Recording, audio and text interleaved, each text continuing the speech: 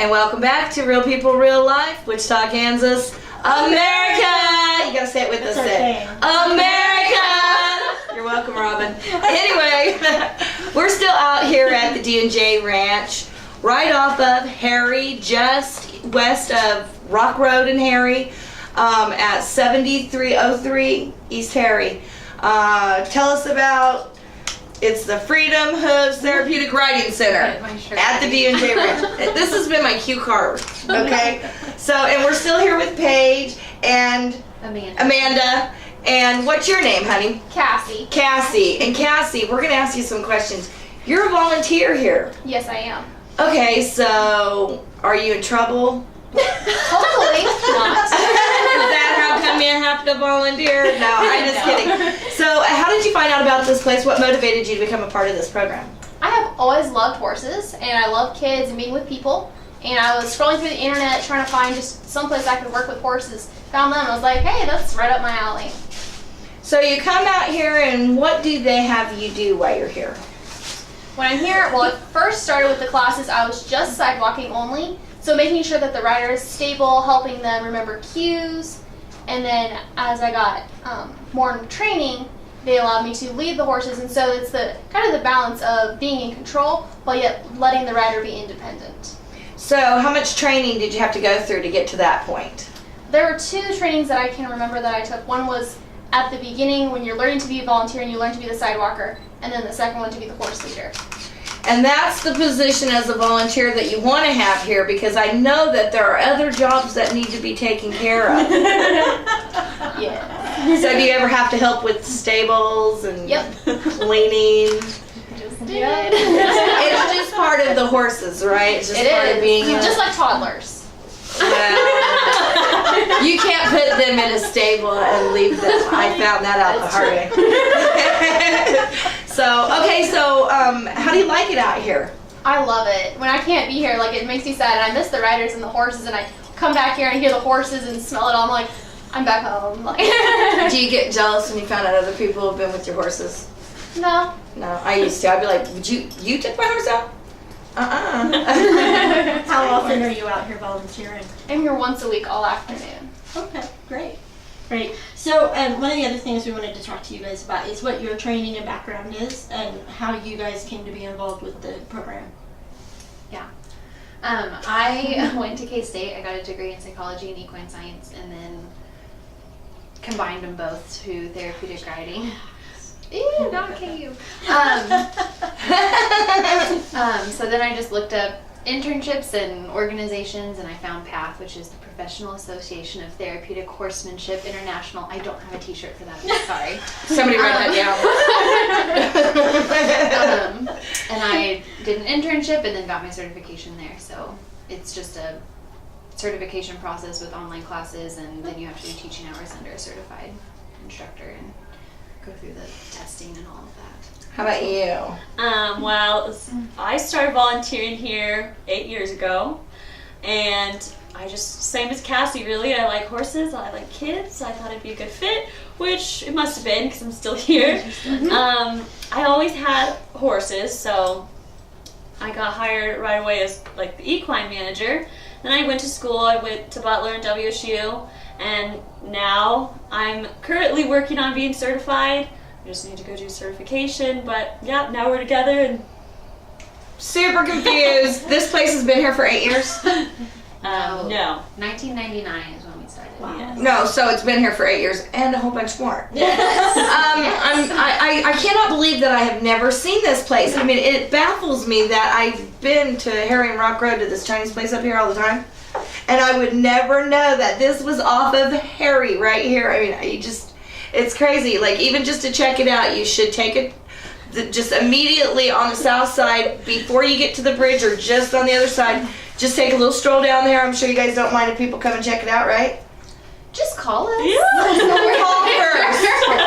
Call first. Just check it out. They didn't know who I was, and I drove up, but no. Anyway, so it's hard to believe that this is tucked back here, and it's been here since 1999. Our program's been around since 1999. This barn's been here a lot longer than that, but we actually didn't start here. This program? Yes, this program's been around since 1999. but we didn't start at this barn. And you guys just recently changed the name, right? Yes. We used to be Flint Hills Therapeutic Right. Riding Center, but we kept getting phone calls from people saying, we want to do therapeutic riding, but we need someplace in Wichita. Can you let us know? You're not in the Flint Hills. Yeah. Right. And then that we were associated with the golf course here, and it just got to be, we were like, it's time to change and just. Yeah. So tell us about some of the fundraising. We talked about a little bit when it came to like how you guys get your money and your funding and stuff, but I know you guys have fundraisers coming up. And so tell us about what they are and how often they happen. Yes, we have 2 major ones a year. Our Horseshoe Hoedown is in the fall. It's kind of our typical gala event. We do cocktail western attire and have a live band. Can anybody go to that? Yes. Yes. If you pay for the ticket, you can come. Okay, To so buy stuff? they go to this site to get the tickets? Yes. Okay. Yes, and that's in She's like, can you October. quit pointing I know. I didn't even give you the date. It's October 14th this year. Yay, that's my daughter's birthday. Oh, Okay, so so you what should all come. happens during this gala? We have a live and silent auction. We do like some fun games. We do like a Kentucky Derby for our horses to raise money for them because they're expensive. How cool, that's Yeah. cool. So, yeah, we have a live band dancing, open bar, How much are tickets? $50. Do you get fed? Yes. Good fit. Woo! Country home cooking right here on Harry and Rock Road, believe it or not. I feel like I'm on a farm. Yeah. And so there's another one that you do also? Yes. We have our Rock and Roundup, and this is our 3rd year doing it, and it's really fun. It's in April, and it's a rodeo event for our riders. So it's really a fundraiser so that they can come and all their family and friends can come and they can show off all the things they've been working on for Nice. the whole year. That's awesome. Yeah. So they can do barrel racing. This year we're doing cow penning, so we're dressing up our volunteers like cows. Yay! And our riders are gonna herd them. And the flag race. around. You know, I want to talk about something else real quick. I see a lot of horses out here, and I'm wondering how you guys get your horses. The vast majority of our horses are donated. We also lease horses. This has been great because we have some of our riders or just some people out here that have noticed we need a new horse, and some of them pay the board and we'll pay, they let us use them, or we'll use the horse, and it's just been great if we have a need. And then if we get a call that someone wants to donate a horse, we do have some requirements, but we'll go out and see them and bring them in. Right, and so some of the requirements, of course, if your horse is, 12 years old and it broke its leg and you didn't want okay, they need horses that are good riders, that are great temperament. They have to pass a criteria of requirements, right? Yeah, we Can go you tell in. us a little bit about that? The first thing we'll do is go just see them where they're comfortable, and so we can see. Most of them have not had balls thrown at them, but we just want to see what their reactions are. We don't want a horse that's going to explode and then not come back to us. We get a lot of people that call about their retired horse that can, not barely walk. Well, we really, like you said, we need horses that are sound. This job is really hard. We like to stress that. A lot of people think it's very easy on our horses, but it's not. Our riders, some of them are very unbalanced, and that's just very difficult. So we'll go and we make sure that we think they can handle it, how they handle the unbalanced rider. We'll get on there and do crazy things to see if they're okay with it. And then we'll bring them here, and we have a 30-day trial. So within that 30 days, we'll ride them, see if they can get used to our environment, because some of them have never been stalled, and we'll play with toys. Just get them used to the whole therapy horse routine. Life. Yeah, there's a lot to do. And then we'll throw our volunteers around them and see how they handle all that. Now you guys have a horse out here that's blind, We do. so you can take horses with some issues, but We can, and we didn't necessarily know she was blind. I don't know if we would do that again. okay. But She does her job very she does well. it. She's not nervous about anything at all. We will, if you know our herd, we do have some, they have their issues, but if their issues are outweighed by all the great things about them, we'll still consider them. So once again, if you do have a horse that you know is of great temperament and quality, and you no longer can care for it or have a place for it, they would go to the same FHTRC.org, right? Yes. And contact you guys. She's like, I'm not wearing this shirt ever again. And you guys have information about the horses Yes. on your site, right? Yes. Yeah. Yeah, there's a whole horse page. We're trying to get sponsorships for all of our horses. Okay. They're, large creatures. They take a lot of money. They get hurt a lot. They eat a lot. Yeah.